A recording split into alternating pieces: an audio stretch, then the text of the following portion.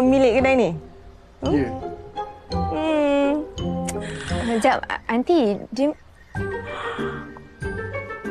Wait a minute. Apa awak panggil saya tadi?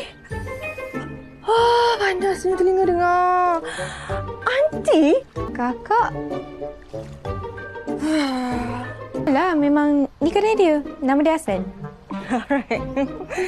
You all ni nak prank saya ke apa? Sekejap. Ada hidden camera ke kat sini? Ha? Hai. Kat dalam ni eh? Oh, tak ada. Kat sini? Oops.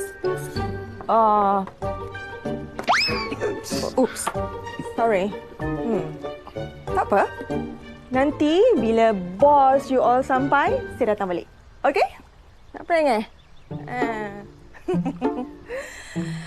Okay, bye.